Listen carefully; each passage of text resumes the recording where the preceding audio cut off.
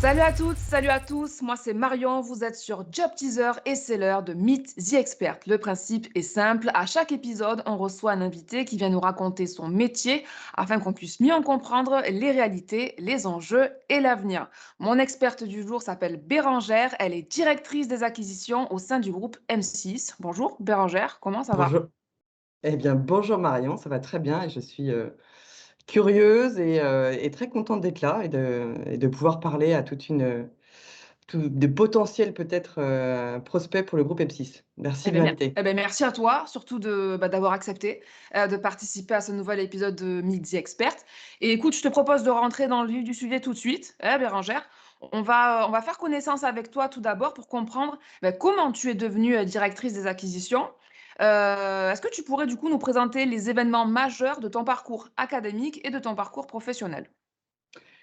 Eh bien écoute, on va essayer de faire, simple et quand même assez synthétique. Alors moi j'ai un parcours, on va dire déjà bon sur le plan académique, j'ai un parcours assez classique, où j'ai suivi une école de commerce et on va dire que sur la fin de mon parcours, c'est là que j'ai, vraiment senti, l'appel de travailler et l'envie d'aller travailler dans l'audiovisuel. Donc j'ai poursuivi, mes études, par un 3e cycle, un master spécialisé en audiovisuel que j'ai fait à l'étranger et de fil en aiguille, en postulant à des stages, tout simplement, j'ai fait, en tout cas, j'ai ouvert la porte du groupe M6 la première fois, c'était en 2002. Tout simplement, alors JobTeaser n'existait pas à l'époque, mais il y avait quand même déjà, des sites de recrutement de stagiaires et donc j'ai postulé à une offre de stage et je suis rentrée d'abord stagiaire, au sein de Teva, qui est une chaîne thématique du groupe M6, hein, qui existe, qui est toujours dans la galaxie des chaînes du groupe et puis, petit à petit, j'ai fait ma route et je suis ensuite rentrée à M6, par le biais d'une offre d'emploi. Donc vraiment, c'est on va dire un parcours assez classique, par cet aspect-là. J'ai postulé, bon, j'ai eu la chance, j'avais un ami qui travaillait à M6 et qui m'avait tenu un peu au courant des recherches à l'époque, mais au final, disons que j'ai pris une voie assez classique de recrutement. Mais on peut dire du coup assez en synthèse que je suis un bébé M6 puisque ça fait quand même un petit paquet d'années que je suis dans cette maison, que j'y suis rentrée par, un poste, de, chargé de veille internationale au départ, toujours dans le département qu'aujourd'hui je dirige, les acquisitions. Donc mon 1er job, était, de faire de la surveillance programme. C'est-à-dire que je devais surveiller, tout ce qui se passait à l'international sur, la fiction en particulier, donc beaucoup sur les séries américaines. Donc ça a été un petit peu mon galop d'essai et puis voilà, le début d'une aventure qui se poursuit aujourd'hui au sein du groupe M6. Où il s'est passé beaucoup de choses entre temps, mais on va en parler. Ouais, tu as été séduite finalement par ces premières expériences en tant que stagiaire, c'est ce qui t'a donné envie de continuer finalement? Exactement, bah, ça m'a Ouais. mis le pied à l'étrier. Moi, j'avais très envie de travailler dans l'audiovisuel, dans les contenus, dans les programmes. C'était en tout cas, voilà, j'ai œuvré, j'ai fait, bon, Ça, j'ai c'est un souhait, pardon, postulé. je te coupe, c'est un souhait que tu avais déjà quand tu étais étudiante, c'est ça? Parce que tu as fait ton master en audiovisuel, déjà quand tu étais étudiante, tu avais un peu cette appétence pour l'audiovisuel, tu avais envie de faire ça, c'est ça? Alors, j'avais envie de faire ça depuis longtemps, mais disons que j'ai mis du temps un peu à oser, en fait, franchir le pas et en poursuivant mes études par un master, ça a été une façon un peu d'affirmer, cette volonté d'aller un peu plus loin et de, voilà, de construire un CV qui allait un peu dans cette direction. Ouais. Je Pourquoi tu dis pense que que tu osais pas?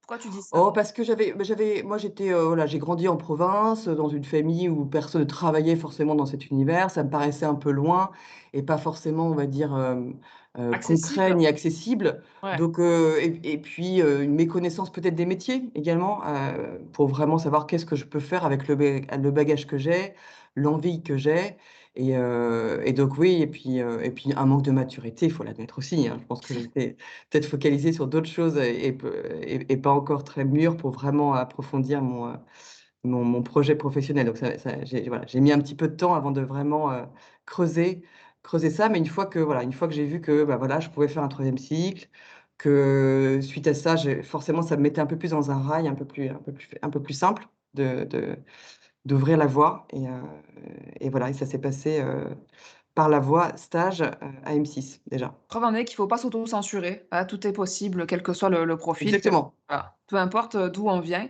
et donc bravo à toi pour ton parcours, Bérengère et on va parler, là, dans le détail de ce que tu fais aujourd'hui. Mais avant, du coup, si tu devais donner un conseil pour terminer un petit peu, sur cette thématique, de parcours, un conseil à celles et ceux qui aimeraient se lancer dans une carrière, telle que la tienne, pourquoi pas devenir, directeur, directrice des acquisitions, quel parcours académique tu recommanderais de suivre? Alors déjà, surtout alors, d'une certaine façon, j'ai d'abord envie de dire que tous les alors c'est ça qui est assez extraordinaire dans ce secteur de l'audiovisuel et en particulier sur les métiers d'acquisition de programmes, d'acquisition de droits, hein, parce qu'on acquiert en fait des choses immatérielles, on acquiert le droit de diffuser un programme. Il y a bon voilà, alors c'est un peu une bonne et une mauvaise réponse pour les candidats, puis j'ai envie de dire qu'il y a pas de voie particulière à suivre. Après, c'est vrai que pour ce type de métier, en tout cas, si on a l'ambition ou la perspective, à un moment donné, d'avoir un poste à responsabilité dans ce domaine, il y a un bagage nécessaire ou on va dire un bagage de départ qui peut et bon, je suis là pour donner des conseils à des gens qui se posent des questions. Donc j'ai envie de dire, en tout cas, je constate moi, par expérience et par rapport à mon profil, qu'avoir un bagage de départ en gestion ou en droit, un parcours en droit, ça peut être un vrai plus en droit de l'audiovisuel. Financier aussi, parce que finalement c'est un métier où on peut être à la fois amené à gérer des contrats, à gérer des aspects très techniques au niveau aussi au niveau financier. Mais également, il y a une grande partie du job qui est aussi très éditoriale sur les contenus. Donc, alors moi, c'est tout ce que j'aime dans ce métier, c'est que c'est très complet et ça fait appel à des compétences, très diverses. Donc c'est pour ça que je dis, oui, un bagage généraliste, on va dire en gestion, finance, marketing, droit, un profil un peu soit fac ou Mmh. école de commerce, on va dire que c'est un bon point de départ, mais c'est pas la voie unique et j'ai autour de moi des collègues qui ont des parcours très divers et le poste que j'occupe aujourd'hui, moi, j'y suis arrivée par on va dire par, une évolution plutôt à la base éditoriale sur le contenu, mais mon prédécesseur ou d'autres qui occupent ce poste-là peuvent être plus, financiers, plus juridiques, mais en tout cas, s'il y a un point commun pour tout le monde, c'est, vraiment au départ une curiosité, mais avant tout des bonnes connaissances et une passion pour les contenus, que ce soit les films, les séries, Ouais. les documentaires.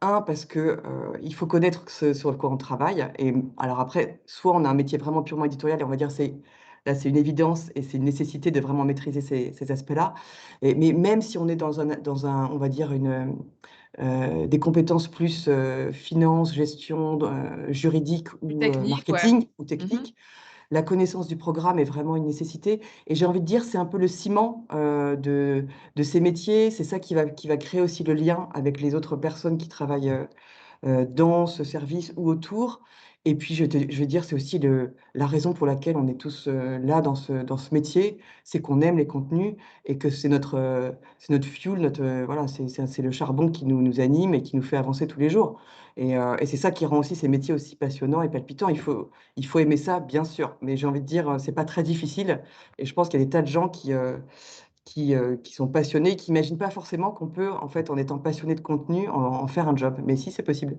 Oui, tu en es la preuve, vivante. Effectivement, Bérengère, bah, on va rentrer maintenant, hein, dans le détail de ce que tu fais, dans le détail de ton métier. Est-ce que tu pourrais, du coup, nous définir déjà le rôle d'une directrice d'acquisition et puis nous dire quelles sont tes missions au sein du groupe M6? Alors tout à fait. Alors derrière acquisition, c'est vrai que ça pourrait être, on pourrait mettre beaucoup de choses. Mmh. Sur ce poste en particulier, moi, mon job, c'est de diriger une équipe, c'est la direction des acquisitions du groupe.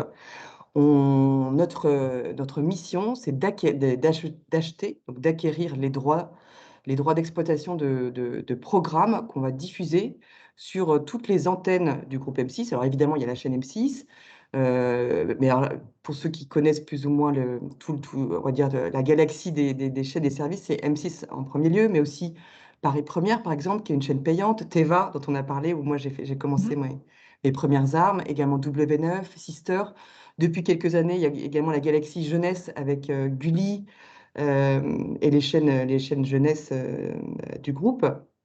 Mais également et de plus en plus, ce qu'on appelle les services digitaux et notamment Sisplay qui est le service digital du groupe M6. Là où on peut regarder en effet à la fois les chaînes en live, mais aussi tout le replay et toute une offre de programmes aussi spécifiquement, construite sur ce service en particulier. Et donc, moi, mon métier, c'est de superviser toute cette équipe qui va à la fois justement faire de la veille, repérer les programmes intéressants à acheter, les sélectionner, toute une partie éditoriale, c'est-à-dire on a une feuille de route, telle chaîne a besoin de tel film, telle série, on pilote avec à la fois, le budget des chaînes, leur ligne éditoriale, les diffé tout un tas de on va dire de critères et de contraintes. Donc une équipe qui veille, une équipe qui sélectionne, une équipe qui négocie les droits auprès des vendeurs et puis, une petite partie back office aussi, marketing, tout ce qui va dire l'après-achat, toute une galaxie de métiers aussi qui couvrent ça. Donc Mmh. on est vraiment un service, on va dire un peu à 360. On est du début de la chaîne à surveiller jusqu'à administrer, gérer le matériel, toute une, voilà, on va dire un peu tout un spectre comme ça d'actions avec différentes compétences et donc des gens qui ont des jobs assez différents au sein même d'une même équipe. Et notre métier va couvrir non pas tous les programmes des grilles, hein. Nous, on est là pour les programmes qu'on achète, donc on ne s'occupe pas des productions. Exemple, un Top Chef à M6 ou Mmh. Pékin Express va être géré par une autre unité. Nous, ça va être surtout les programmes qu'on achète, par exemple les films étrangers, les séries américaines, les documentaires pour Paris Première, les docu-réalités pour Sisplay, voilà. Et toute une gamme toute gamme de programmes, mais les programmes qu'on achète terminés, en quelque sorte. D'accord, les voilà, pour qui sont c'est déjà produit, entre guillemets, c'est prêt à diffuser et Voilà, alors il se peut qu'on achète non produit, ouais. parce qu'on c'est on parmi les experts, de mon équipe en éditorial, il y a certains dans une partie des responsabilités de sélectionner sur script, par exemple. Il arrive qu'on achète un programme qui n'est Mmh. pas terminé quand on l'achète, D'accord. mais par contre, voilà, on va pas être responsable de son exécution et de sa production. On va juste, acheter à l'avance, parfois juste pour des raisons de concurrence. On peut se positionner très tôt parfois sur certains projets. Alors justement, tu parles de concurrence. Merci pour la petite passe décisive, Et je t'en prie. Bérangère. Depuis quelques années, c'est vrai que, voilà, le groupe M6, n'est plus seulement en concurrence avec les autres chaînes télé, du PAF, mais aussi avec, les plateformes de vidéo streaming à la demande. Du coup, toi, en tant que directrice des acquisitions, quels sont tes enjeux pour faire face à ces nouveaux concurrents et quels sont un peu les défis à venir? Eh ben, écoute, c'est vrai qu'on est, tu l'as bien résumé, on est dans un univers ultra concurrentiel et une concurrence maintenant qui est mondiale. C'est surtout ça la grande différence qui s'est, orchestrée depuis quelque temps. Et alors comment ça nous touche nous aux acquisitions? Ça nous touche, à la fois sur le plan, sur tous les plans du métier, notamment parce que, on va dire, on a en aval, c'est-à-dire, sur le marché d'acquisition avant que les programmes, nous arrivent, c'est vrai qu'il y a on a une expression un peu pour dire qu'il y a les grands fournisseurs de contenu que je suis sûre que tout le monde connaît, les Disney, Warner, Sony, Mmh. ce qu'on appelle les studios, les majors américaines, ont eux-mêmes orchestré une mutation depuis quelque temps où ils lancent leurs propres services. Tout le monde connaît maintenant Disney+, bientôt vous entendrez parler de, Paramount+, HBO Max, vous connaissez déjà Netflix et Amazon. Donc tout ça vient complètement transformer le marché sur lequel on travaille parce que ça a pour conséquence directe pour nous que des programmes qui nous étaient proposés, à l'acquisition sont maintenant potentiellement, distribués directement par ces mêmes ayants droit, les ayants droit, c'est-à-dire les distributeurs, qui vont le proposer directement sur leur propre service. Ou en tout cas qui vont concentrer davantage leurs efforts pour développer un service direct auprès, des consommateurs, auprès de vous, plutôt que de vendre à des tiers comme nous. Et là, c'est vrai qu'on est dans une phase un peu particulière, à l'heure actuelle, où il y a une grosse concentration des forces sur ces services-là. Et donc nous, alors on peut trouver aussi moi je suis convaincue que tout ça est en train de se transformer, qu'il y a toujours de la place évidemment pour les chaînes en clair comme M6 et pour les services gratuits comme Sisplay.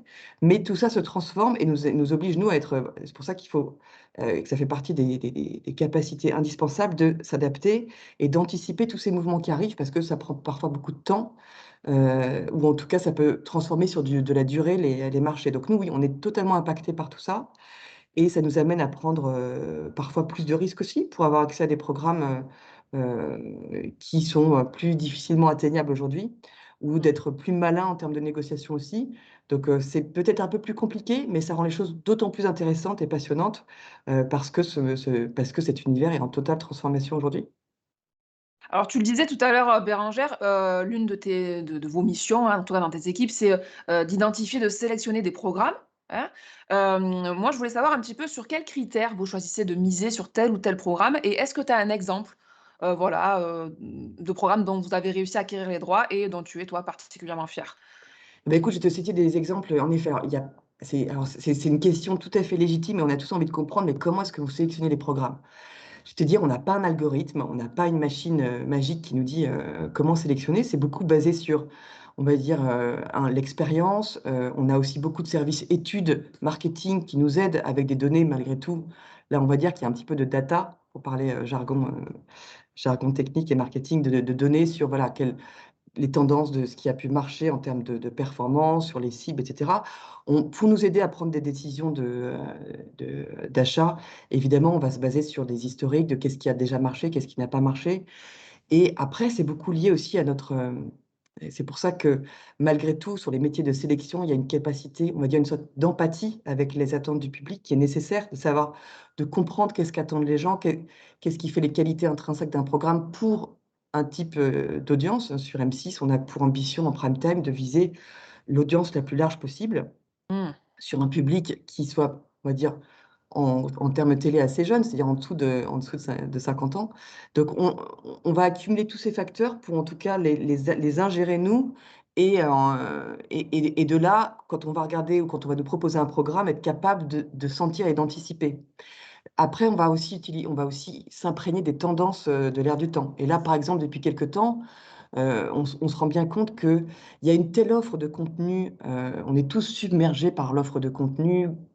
De plus en plus de gens sont abonnés à des services ou regardent aussi des contenus sur internet en gratuit et cetera. Donc, on voit que pour une grande chaîne de télévision, c'est important, de créer des événements d'antenne sur tous les contenus, d'être plus événementiel et puis on voit aussi que, le public d'une manière générale s'est aussi habitué à regarder des programmes qu'il y a quelques années encore, on aurait peut-être estimé nous, peut-être trop exigeants ou un peu trop difficiles à suivre. Donc on voit que, bah, un critère qui prend de plus en plus d'importance aujourd'hui, parce qu'en fait finalement c'est une multitude de critères et puis on va les faire varier selon notre sentiment des attentes du public et je veux dire qu'aujourd'hui, il y a un critère qui est assez essentiel pour des programmes pour M6 en prime et pour des achats, on va dire, stratégiques, c'est l'événement. C'est qu'est-ce qui va faire l'événement? Qu'est-ce qui va être événementiel?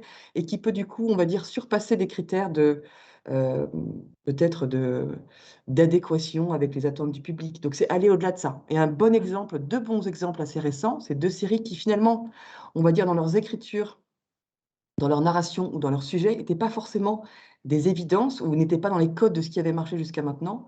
Alors je vais te citer, Tchernobyl, dans un premier lieu, alors qui n'était pas du tout, du tout dans les codes, de ce qui marche sur M6. Déjà, avant tout, c'était une série qui avait déjà eu une première exposition sur un service payant qui était et qu'on a et on va dire en termes de sujet, un fait divers des années, 80, on va dire dans l'atmosphère assez anxiogène, assez lourde, donc ça raconte, hein, c'est une série qui raconte finalement dans des détails très, très, très précis l'événement de Tchernobyl et comment en fait, finalement, les équipes sur place ont dû gérer cette catastrophe jusqu'au procès final.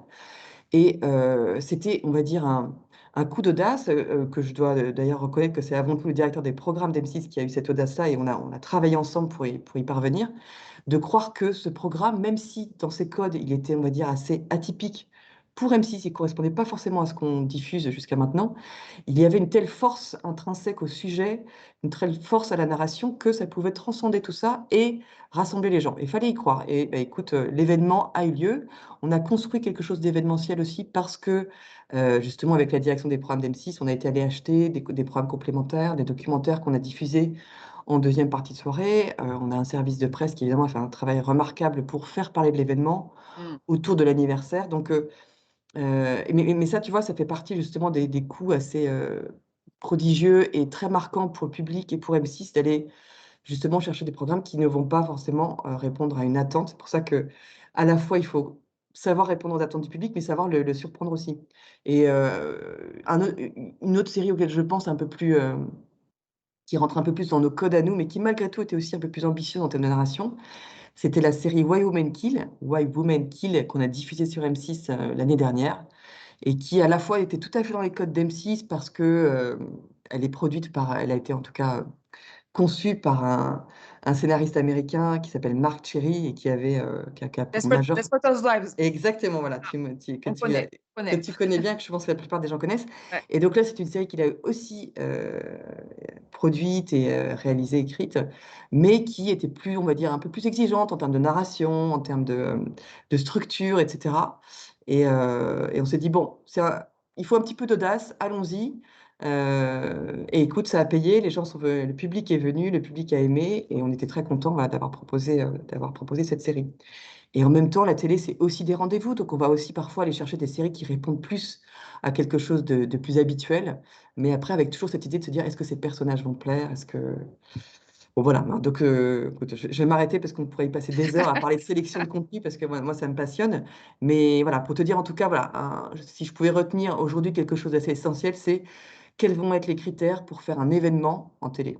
Et donc nous, aujourd'hui, on est de plus en plus, on va dire, sensibles à cet aspect-là sur, les programmes qu'on sélectionne pour M6. Alors après, je suppose, Bérengère, que tout ne se passe pas forcément toujours comme on le voudrait, hein, que ça soit sur des négociations peut-être qui n'aboutissent pas ou alors un programme qui ne séduit, finalement pas le public. Qu'est-ce qui est le plus, challengeant du coup dans ton métier? Alors, bah, écoute, il y a déjà, ce qui est très challengeant, c'est qu'on est en concurrence permanente. Ce qu'il faut comprendre, ce qui est un peu particulier à cet univers, c'est que chaque programme est un prototype. On peut pas le remplacer par un autre. Tu vois? On peut pas, c'est pas comme si tu achetais une boîte de céréales et que tu allais finalement, bon, prendre ceux d'à côté c'est la même recette. Ouais. Non, un film est unique, une série est unique, donc quand on se bat pour l'avoir, et que finalement on n'y arrive pas, parce qu'évidemment, bien sûr, il y a des négociations qui n'aboutissent pas, et en plus de ça, chaque programme étant unique, la concurrence peut être particulièrement tendue et donc on est tous les jours à se battre pour, pour faire aboutir nos négos. Oui, bien sûr qu'il y a des frustrations sur cet aspect-là. On n'est pas toujours, on n'y arrive pas toujours et soit on a pu, bah, tout simplement, on n'a pas forcément les mêmes, on peut être battu sur les prix, on peut être battu pour plein d'autres raisons. Et donc oui, oui, bien sûr que Heu, on va dire dans mon journal de bord, il y a parfois voilà, il y a des loupés, il y a des échecs, il y a des négociations qui n'aboutissent pas. Et puis parfois, en même temps aussi, il faut savoir, moi c'est ce que me dit, ce que me dit mon boss et que j'entends aussi, il faut savoir perdre. Voilà, c'est des jobs où il faut Mmh. aussi parfois un échec peut être aussi quelque part une satisfaction. Il faut accepter aussi de pas pouvoir aller au bout d'une négo et repartir motivé pour une autre, apprendre de ses échecs et comprendre pourquoi on n'a pas été au bout. Et parfois, voilà, c'est une bonne chose d'abandonner. Il faut aussi savoir le faire. Et puis aussi, il y a des échecs de sélection parce que c'est vrai que je disais, voilà, tu me posais la question tout à l'heure de savoir un peu comment ça se passait aujourd'hui dans un secteur qui est de plus en plus, concurrencé. Concurrentiel, ouais.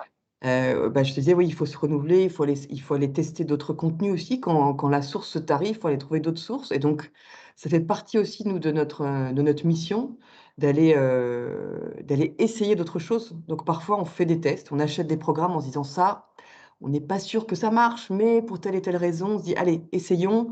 Il y a aussi une notion de nous, voilà, nous on est là pour, acheter au meilleur prix aussi, donc on va mesurer la prise de risque au regard aussi de l'investissement. Donc parfois on Mmh. se dit: «Bon, on est sur un programme où on a une certitude peut-être un peu, on n'a peut-être pas sur une certitude de succès, mais on se dit que par rapport à une opportunité d'achat, ça vaut le coup de tester» et puis parfois Ouais. ça marche pas. C'est vrai qu'on a eu des récemment par exemple, on a pu diffuser des séries, on a essayé on essaye toujours d'ailleurs et je suis sûre qu'on va avoir des succès l'année prochaine sur cet univers-là. Mais voilà, on est en train de tester davantage la fiction européenne parce qu'on a plus de difficultés à accéder à de la fiction américaine et ben, voilà, avec Tchernobyl un très beau succès, mais avec d'autres séries anglaises, on a eu des échecs cet été. On était déçus, mais en même temps, on a appris de ça. On a appris du coup, on va affiner un peu plus nos outils. On va se dire: «Bon, bah, on apprend l'échec», on va se dire: «Bah, ça maintenant dans nos critères de sélection, on va plutôt aller sur ça». Et donc là, c'est un jeu collectif entre nous, la chaîne, et la direction pour se dire: «OK, on prend ces risques-là, on les maîtrise» et l'idée, c'est de se planter le moins possible, mais il faut aussi si on n'accepte pas l'échec, on peut pas non plus, Puis ça fait partie un petit peu avancer. de l'ADN du groupe M6 aussi de prendre des risques, hein, sur, les programmes que vous avez pu diffuser, depuis un certain nombre d'années. En tout cas, moi, c'est ce que j'ai pu constater en tant que téléspectatrice, donc ça fait aussi partie du jeu, hein, de prendre des risques et de tester. Voilà, pour exactement. effectivement, après en tirer des enseignements. Alors Bérengère, on l'a bien compris, ton mét dans ton métier, enfin, c'est un métier où il faut avoir plusieurs cordes à son arc et tu l'as dit. Mais pour bien clarifier, toutes ces compétences, est-ce que tu pourrais nous présenter, voilà, les hard skills et les soft skills, surtout les soft skills, je pense, à avoir sur ton poste? Alors sur mon poste en particulier, hein, parce qu'évidemment il faut se projeter, j'ai je vais revenir un peu sur, justement ce que je te disais, c'est que c'est vrai que c'est un les acquisitions, il y a une multitude enfin une multitude, je vais peut-être un peu trop de dire ça, mais c'est un peu une petite galaxie de métiers très divers. Donc on a à la fois des gens qui sont des têtes chercheuses, qui vont sélectionner des programmes, des gens qui sont dont les compétences principales vont être justement, hem, la capacité à sélectionner, à se projeter, à analyser, des compétences éditoriales. On a des négociateurs qui sont le couteau entre les dents et qui vont essayer d'avoir les programmes au meilleur tarif et puis des personnes qui sont plus sur l'administration. Donc, il faut être capable justement de créer en fait une certaine harmonie, dans cette galaxie de métiers, de créer une cohésion d'équipe, parce qu'on est vraiment nous un service qui travaillons la main dans la main les uns et les autres. On a des commerciaux et des artistiques qui sont toujours en binôme parce qu'on va à chaque fois qu'on va en fait, on travaille de façon un peu matricielle. On a des commerciaux qui ont des comptes, clés de clients et puis des artistiques qui sont des experts en série, en cinéma, en documentaire et on a des administrateurs qui viennent soutenir un peu la partie back office de la négo et puis des veilleurs qui sont là pour surveiller tout ce qui va, tout ce qui se passe et apporter un peu sur un plateau, aux sélectionnaires, leur présenter un petit peu le marché. Donc tout ça s'imbrique bien les uns les autres et c'est des compétences différentes. Donc moi, en tant que, bah, «patronne» entre guillemets de cette unité, l'idée c'est il y a vraiment une nécessité de créer un lien, créer une cohésion et motiver un peu tout le monde à bien travailler ensemble. Donc, ça, je vais dire que c'est on va dire, il y a dans les soft skills, comme tu disais, ça va dire cette capacité à créer, une cohésion d'équipe. Et je vais revenir aussi pour tu me disais quelles autres compétences sont nécessaires à ce poste-là et qui viennent résonner un peu avec les questions que tu as posées tout à l'heure.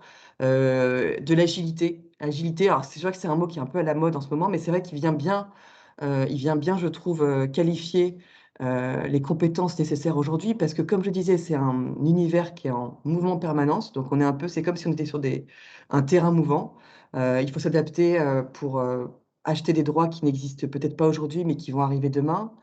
Se dire que le groupe M6 aujourd'hui, c'est des chaînes et un service, mais qu'est-ce que ça sera demain? La digitalisation est de plus en plus importante, donc nous, on doit accompagner tout ça. Ça vient transformer aussi nos métiers, ça vient transformer les droits qu'on vient acheter. S'adapter aussi, comme je disais, à, bah, voilà, il y a des offres de programmes, qui changent, des programmes qui sont moins accessibles, d'autres qui le sont davantage.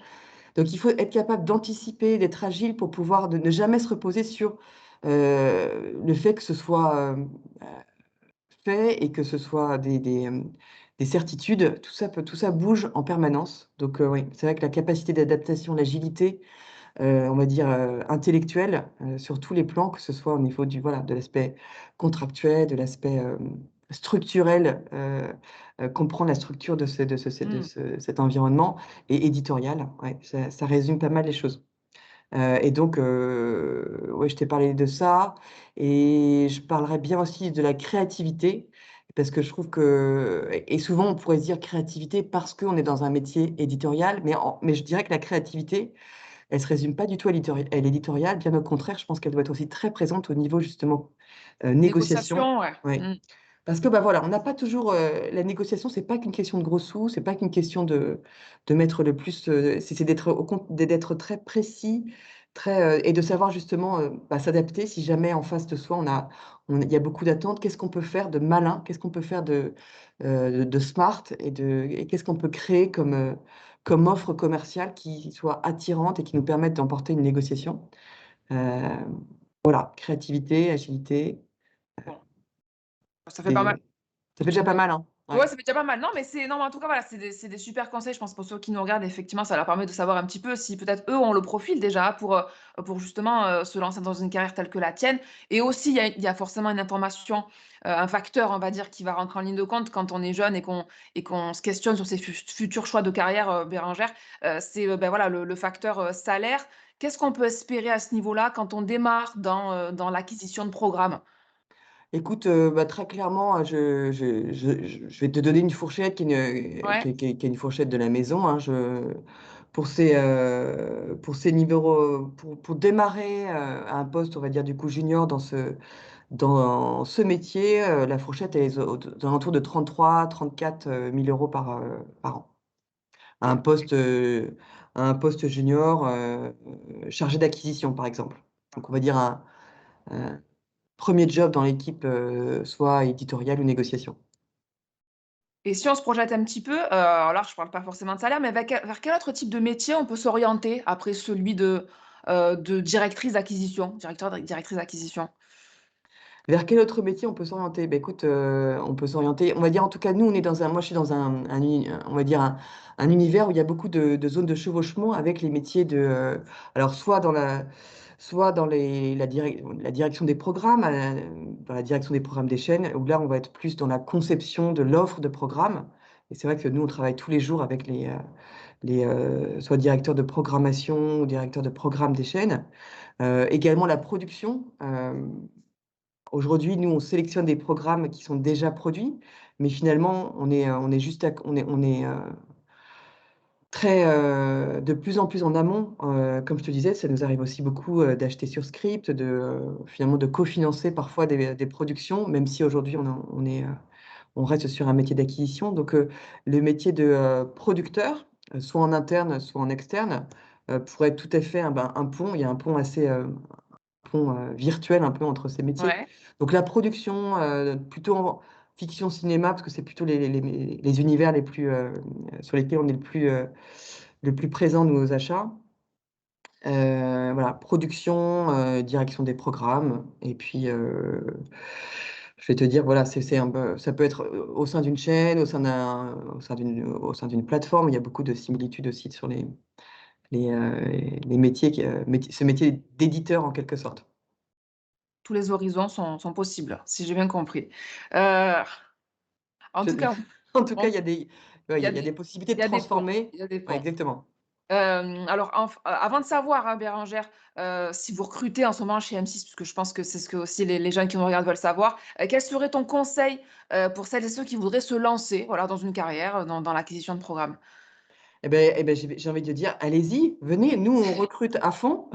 On est un service, alors moi je vais prêcher pour ma paroisse parce que donc, aux acquisitions, on a depuis, quelques années déjà très régulièrement des stagiaires et on apprécie énormément de les avoir. Au-delà de et moi et puis, beh, je vais te dire, voilà, moi j'ai commencé stagiaire, je trouve que c'est des expériences formidables, de découverte humaine et de découverte professionnelle.